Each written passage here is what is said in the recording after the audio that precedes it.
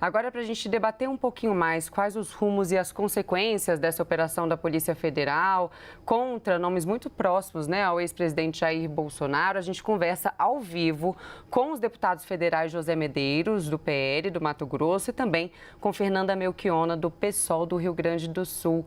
Deputados, muito obrigada pela disponibilidade de vocês, por conversar com a gente aqui na CNN nessa tarde de domingo, né, Dia dos Pais. Bom, Obrigada. Boa para a tarde. gente organizar, para não ficar, né, ou todo mundo em silêncio ou todo mundo falando junto, eu vou começar a pergunta primeiro com a deputada Fernanda Melchiona, em seguida responde o deputado José Medeiros e na segunda pergunta a gente faz ao contrário, começa pelo deputado José Medeiros e em seguida pela deputada. Bom, começo perguntando para vocês o seguinte, vou começar pelo fato mais recente. Hoje a gente teve uma segunda troca, né? O segundo advogado de Mauro Cid que acabou deixando o caso.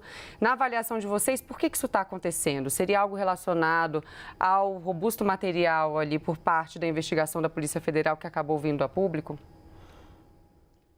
Bom, boa tarde, Tainá. Boa tarde a todos os telespectadores, seguidores da CNN. Boa tarde, José Medeiros. Eu acho que tem coisas que são indefensáveis, né? O fato do advogado ter saído da defesa, certamente é porque esse caso envolvendo o Mauro Cid é uma bola de neve de delitos, crimes, etc. Vamos lembrar que começou com o esquema de adulteração das fichas de vacinação do próprio Mauro Cid, da esposa, mas também da família Bolsonaro. Tem também o tema do ato golpista do 8 de janeiro. Foi encontrado no celular do Mauro Cid a mesma minuta golpista que estava na casa do Anderson Torres. Não vamos esquecer que o Mauro Cid era o ajudante de ordens, o braço direito e o braço esquerdo do Bolsonaro, né, no período da presidência da República, anterior ao mandato findo. E agora esse caso gravíssimo envolvendo, uma organização criminosa, né, que de forma consciente, de forma deliberada, burlou uma série de leis para se apropriar indevidamente, sabendo, obviamente, pelo que indica vários momentos da investigação da Polícia Federal, de itens do acervo da presidência, que são, portanto, bens do povo brasileiro, do Estado brasileiro, que têm que ser incorporados, né, ao patrimônio da União, e foram surrupiados em junho de 2023 por um esquema de leiloar, de vender nos Estados Unidos e de lavar dinheiro, né? Eles fizeram de tudo para mudar a forma como esse dinheiro seria entregue, ao que tudo indica ao próprio Bolsonaro. Claro que eu não tenho dúvida de que o Bolsonaro tem muitos crimes para responder, né? Crimes contra a saúde pública, como nos vimos no caso da pandemia, crimes contra as liberdades democráticas, como a gente viu nas ameaças golpistas que marcou no mínimo 2 anos do seu mandato, mas aqui eu acho que implica diretamente a ele num crime de corrupção, de apropriação indébita, e agora com a quebra do sigilo bancário do Bolsonaro e também da Michelle, eu acho que essa investigação pode ensejar a prisão do ex-presidente da República, Jair Bolsonaro. Deputado Zé Medeiros, agora eu repasso a pergunta ao senhor. A que se deve, né, mais uma troca, segunda troca de advogados de Mauro Cid nesse caso? Na verdade, isso é normal em casos que estão na justiça. Eu não entendo que é só aquele estágio da acusação. Fosse assim, o atual presidente, o atual ministro do Supremo Tribunal Federal e então advogado Zanin teria deixado, talvez não teria nem pego a causa do atual presidente da República, visto que ali se tratavam de bilhões, se tratava de tudo que possamos imaginar em termos de grandeza e de prejuízo ao erário público.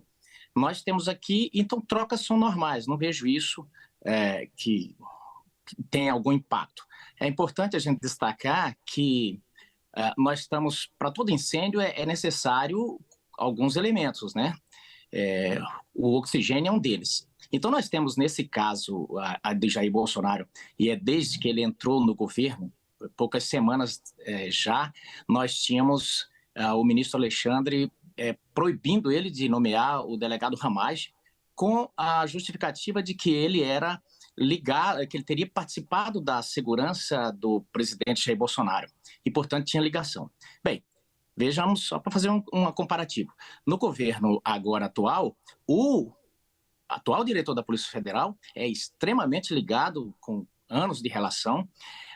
Enfim, Ele trocou quando e quem bem quis mais de 27 superintendentes e nós não vimos o vento soprando, o vento de parte da mídia e nem o STF se pronunciando sobre o caso. Então nós temos, para começo de conversa, tratamentos diferentes. O ex-presidente saiu dali com 11 containers e ele chamava de bugiganga, e parte da mídia também chamava isso de bugiganga, tralhas. Só para alugar, só para guardar essas tralhas, ficou-se sabendo que uma empreiteira pagou mais de 1 milhão. Depois disso, a Polícia Federal descobriu um cofre com presentes que não tinham sido divulgados esses presentes, ninguém sabia que existiam esses presentes, com a espada de ouro cravejada de brilhantes, coisas de extremo alto valor e tal, e também tudo normal. E aí, o que acontece? A gente pergunta, quantos desses presentes passaram pela Receita Federal? Nenhum também. Então, voltamos ao caso Jair Bolsonaro e Michele. Michele está sendo extremamente falada nessas coisas todas, enredada, e cria-se uma espuma tão grande que parece que houve um grande desfalque nos cofres do país. Todos esses escândalos, e aí cito escândalo da Covaxin, escândalo do mar no petróleo, escândalo das girafas na Amazônia, escândalo das joias, nenhum centavo de prejuízo ao erário do país. Agora diz que vai fazer investigação como é que Bolsonaro recebeu esses presentes. Vai fazer em relação a Lula também. Mas o que eu estou querendo colocar aqui é a relativização de tudo. Então, esse caso todo é só mais um e é mais espuma do que chope. Deputada, a questão não é nem, acho que prejuízo ao erário, né? A questão é que você não pode se apropriar de um presente que deveria ir para a União e possivelmente vender esse presente e se apropriar desse dinheiro. Pois bem, deputado, agora eu inicio a pergunta rodada pelo senhor. O senhor avalia que essa possível quebra de sigilo de Jair Bolsonaro e Michele Bolsonaro pode trazer novos elementos para essa investigação? Na verdade, o que se busca aqui, essa investigação é irrelevante do ponto de vista no escopo que se pretende. O que se pretende desde o início, desde o dia que Bolsonaro começou a eleição, é o que Lula deixou bem claro. Nós não podemos deixar o Bolsonaro voltar, e ele não vai voltar se nós construirmos a narrativa certa. E aí não importa se é joia, se não fosse a joia ia ser outra coisa, se não for joia vai pôr o Covid, se não for o Covid vai pôr a história do golpe. É tudo construção da narrativa certa, por quê? O PT ele não trabalha preocupado com o país, ele trabalha preocupado com o projeto de poder. E esse projeto de poder, o Lula mais do que ninguém sabe, junto com seus assessores e aliados, que ele depende o passo principal é tirar Bolsonaro da jogada. E, principalmente, não basta tirar ele da jogada, como foi tirado já, tornando ele inelegível. É preciso destruir o legado do governo e é preciso destruir ele como pessoa, para que seus argumentos e para tentar fazer, como eles dizem, destruir o bolsonarismo. Então, essas investigações, ou dessa ou daquela, se isso aí não der em nada, arruma outra, o objetivo aí é prender Jair Bolsonaro. E mais do que prender Jair Bolsonaro, tem que arrumar um jeito de pôr Michele junto para que ela não fique uma cabo eleitoral relevante.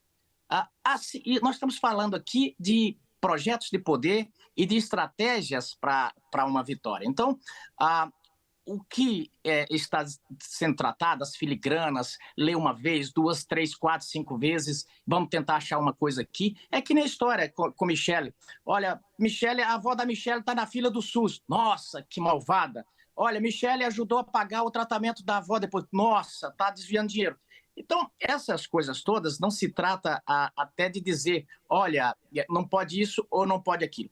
É que interessante é que um pode tudo, o outro não pode nada, e nós estamos falando, como disse ontem muito bem o aliado que votou em Lula, o ex-senador Roberto Requião. Enquanto põe um boi de piranha e põe a cortina de fumaça, a boiada passa tranquila.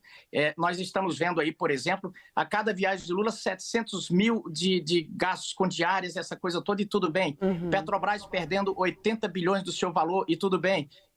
Enfim, o que nós estamos dizendo aqui é que, se Bolsonaro não for condenado ou preso por isso aí, vão arrumar um jeito de ser por outra coisa, porque nós estamos falando de uma estratégia para destruí-lo.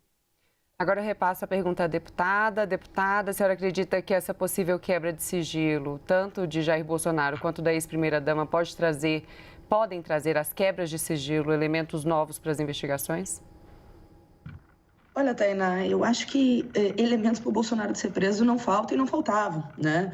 Se o Bolsonaro não tivesse comprado o Centrão com orçamento secreto nos 2 últimos anos do seu mandato e comprado uma base alugada para ter uma estabilidade no Câmara dos Deputados, poderia ter sido impeachmentado por vários crimes que ele cometeu. E nós vimos esses crimes televisionado, infelizmente, né? Porque um país que 700 mil pessoas morreram de Covid, quando, no mínimo, 400 mil vidas poderiam ter sido poupadas se as medidas sanitárias tivessem sido seguidas, se o governo tivesse comprado antes a vacina, se tivesse tido as medidas para salvar a vida do povo brasileiro, não uma aliança com o vírus, isso são crimes contra a humanidade. Isso são crimes imprescritíveis e inafiançáveis. Eu não tenho dúvida que nos tribunais penais internacionais, tanto crime contra a saúde pública quanto crime contra os Yanomamis, 540 mulheres e crianças morreram de subnutrição e o governo Bolsonaro foi notificado 21 vezes durante seu governo. Agora, aqui nós estamos falando de um caso gravíssimo de corrupção, e aí os Zé Medeiros podem misturar alhos com bugalhos para tentar ficar criticando o Lula e não responder concretamente uma organização criminosa que fez de tudo para se apropriar de forma indevida de tesouros ou joias que deveriam ser do povo brasileiro. Os caras ainda levaram um avião presidencial para ser leilados nos Estados Unidos e fracionaram esses recursos para ver uma forma de que esses valores não aparecessem. Tem um áudio do Mauricídio falando do que fazer com 25 mil dólares, que depois está em contra para o presidente Bolsonaro, enfim, seria inadequado, ele usa outra palavra, mas para ver uma forma desse dinheiro voltar para o Brasil. Os caras se apropriaram. Claro que é filigranas no sentido de quase um crime de batedor de carteira, é o submundo da corrupção, sabe, da chinelagem na política, que é a cara da família Bolsonaro, dos filhos bandidos dele. Agora, aqui não se trata de vingança, porque não se precisa isso para... A expressão que ele usou, tirar da jogada. O povo brasileiro tirou o Bolsonaro na jogada, José Medeiros. Tirou no primeiro turno, tirou no segundo turno e ainda teve um ato golpista 8 de janeiro daqueles que não aceitaram, comandados por um discurso delirante da extrema-direita de ataque às liberdades democráticas que motivou o pior, um ato golpista como nós vimos no 8 de janeiro no Brasil. Agora, o que se trata aqui, sim, é de justiça, porque nós não podemos aceitar uma lógica de impunidade. Uma lógica de impunidade é salvo-conduto para outros crimes e, ao mesmo tempo, uma história que não é contada. Não tem ninguém acima da lei. E eu acho que o Bolsonaro atacou, descumpriu, o Lula, né? Enfim... várias leis. Não, ele não foi preso, inclusive, justamente pelo Sérgio Moro para tirar ele da jogada em 2018, senão o Bolsonaro não seria nem presidente. E olha, sobre as joias lá, os presentes devolvidos pelo Lula, foram 360 itens. Não tem nenhum esquema criminoso de venda ilegal nos Estados Unidos. Teve uma mudança de determinação do TCU e o Lula devolveu os presentes. E aqui diz alguém que é do PSOL, que não fez parte dos governos do PT. Agora, não dá para tapar o sol com a peneira, né? Não dá para tentar, para ficar defendendo o Bolsonaro, esconder um crime que envolveu, no mínimo, R$1 milhão de uma organização criminosa comandada pelo ajudante de ordens, o pai dele e outro, né, de extrema confiança do Bolsonaro. A quebra do sigilo fiscal e bancário dele e da Michele Bolsonaro certamente vão ajudar a botá-lo na cadeia. Crimes para botá-lo na cadeia eu acho que não falta, viu? Sinceramente. E acho que o Brasil viu da pior maneira possível esses crimes, como foi os crimes contra a saúde pública na pandemia de Covid-19. Mas espero que a justiça tarde, porque está tardando, mas não falhe. Ok, deputados Zé Medeiros e Fernanda Melchiona, muito obrigada pela disponibilidade de vocês, por conversar com a gente aqui na CNN nessa tarde de domingo. Até a próxima. Tchau, Melchiona. Tchau, Deus.